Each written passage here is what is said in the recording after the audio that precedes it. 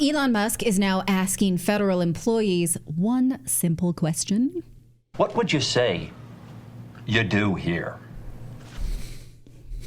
Okay.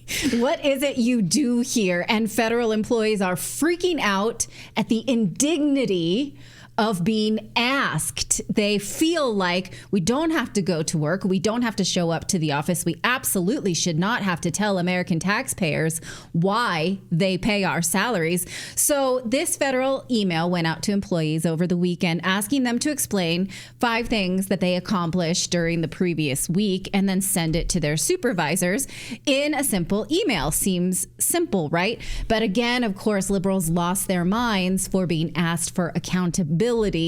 They are offended by the idea of a meritocracy. They think that that's racist and classist and oppressive.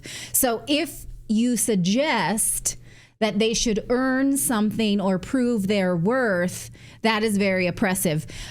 Well, while we're wondering what so many of them do, and again, I want to point out that the same people who are speaking on behalf of federal employees, they're so valuable, we love them so much, we absolutely should treasure them, are the same people who loved dunking on the ones who refused the COVID vaccine and were fired.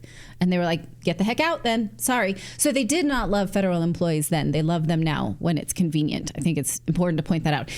Now, just a few minutes ago, this broke when we're thinking about what they're up to, is that NSA and the CIA and other officials were participating in these secret sexy chats.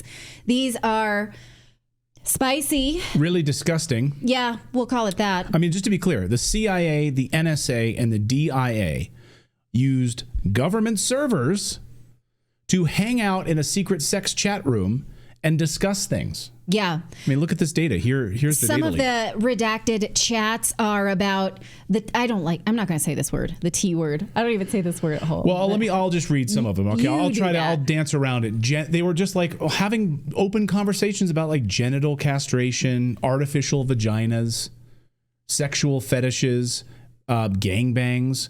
Boobies. I can say boobies. Boobs. They were talking about, like these, it's all pee parties. Like they were all actively involved in this, like looking forward to it, discussing it openly, on the clock with U.S. taxpayer dollars.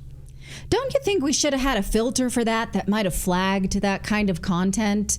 Like, you can't even put this on X. Here's how they did it, though. This is the thing, right? According to Libs of TikTok, this is how they did it. They were using the NSA's Interlink system, meant for classified work. And so this was like a hidden server that was meant for classified discussions. And it was, they say it was hijacked by gender activists pushing fetish talk on taxpayer time. One NSA employee even identifies as it's instead of a human being. It's. Mm-hmm. I mean, this should not be all that, what? Surprising, given that, I mean, look at the date stamp, right? It's 2022.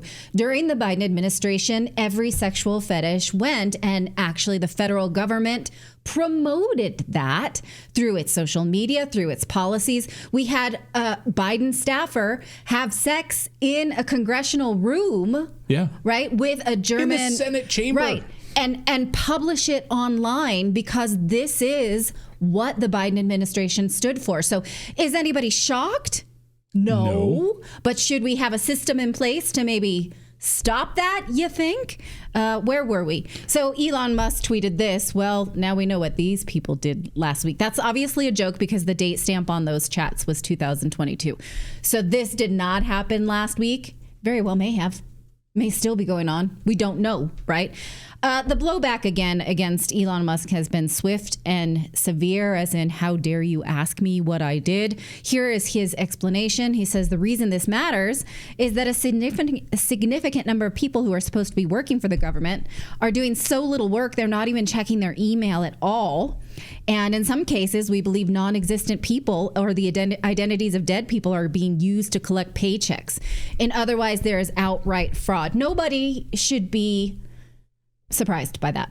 Nobody and not even President Trump, when he was asking this conversation came up with Emmanuel Macron today in this little press conference. asking him, like, there's been pushback against Elon Musk and this email that he sent out to federal employees. Do you stand by him with this? Are you going to walk this back? Or do you stand with Elon Musk? And listen to this. Do you think that DOJ could benefit from more streamlined communications? There was that email telling employees to give 5 things that they've done last week. Agency has then told people to ignore it. You're talking about the last email that was sent where he wanted to know what you did this week. You know why he wanted that, by the way? I thought it was great because we have people that don't show up to work and nobody even knows if they work for the government. So by asking the question, tell us what you did this week, what he's doing is saying, are you actually working? And then if you don't answer, like you're sort of semi-fired or you're fired, because a lot of people are not answering because they don't even exist.